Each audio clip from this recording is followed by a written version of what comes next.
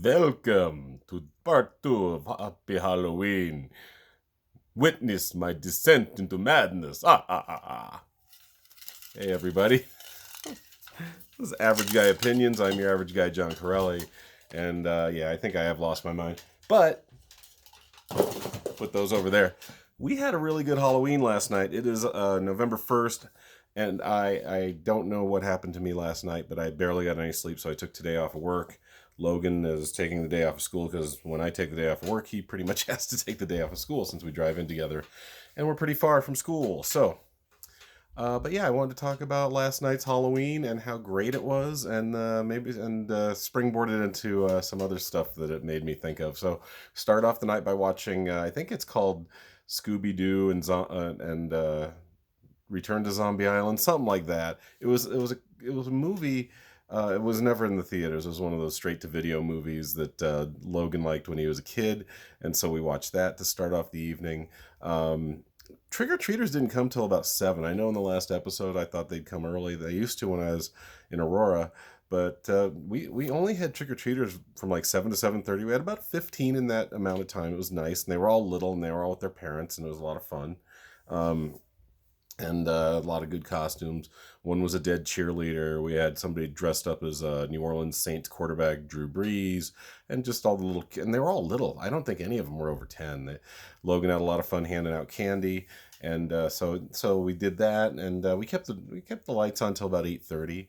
Like I said, nobody came outside of that small window, so that was kind of interesting. I don't know. I looked outside, though. I looked up and down the block. It is a very dark block we're on, so I could see why people really weren't on the block that much. It's not, if I were a kid and looked up that block, I might see our house because we're only a few doors down from 26th Avenue. I might say, hey, okay, I'll hit that one, and there's another one with some lights on. But other than that, I don't think any kids are going to come up and down this huge block when they only see one or two houses with lights on it. But still, it went great. Kids were great. We were lit up pretty nicely. I put a few candles out there safely. I put candles outside.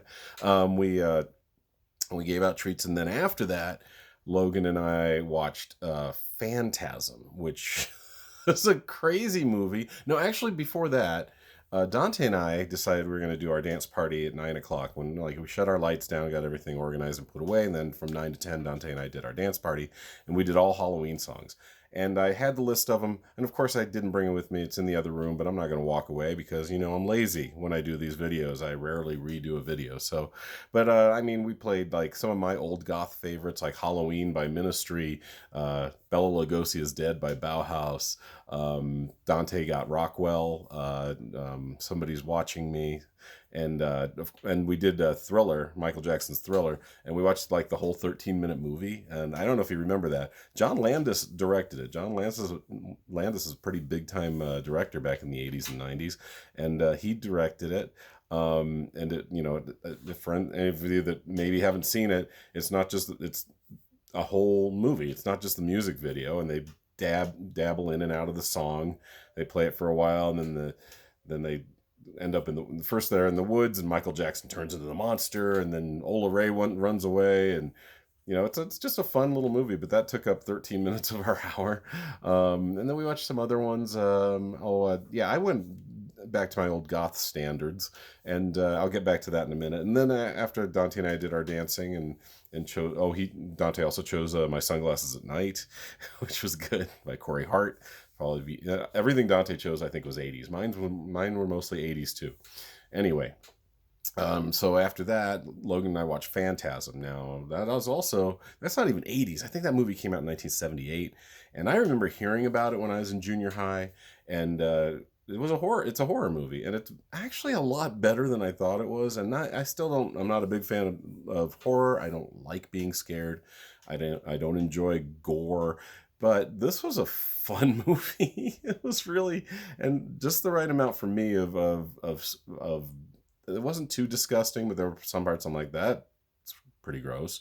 But for the most part, it was a lot of fun. Logan and I liked it. And we just watched Phantasm. Then we went to bed. And I think I don't know why I ended up staying out. I had some neck pain.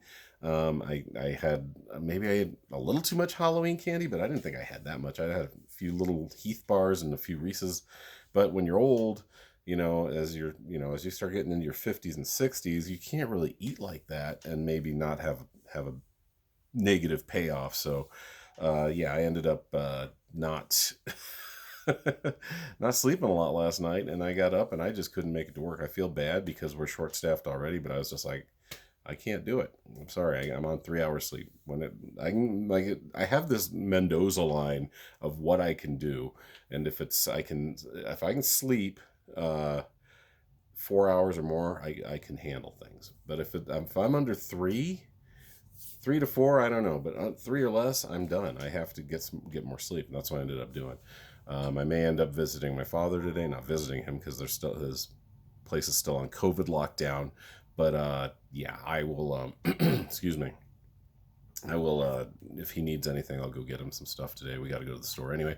That's very exciting, isn't it? Anyway, so what I also want to talk about was the music that I chose reminded me a lot of some great times in the late '80s, early '90s at a place called Rock Island, and I need to get myself the Rock Island shirt.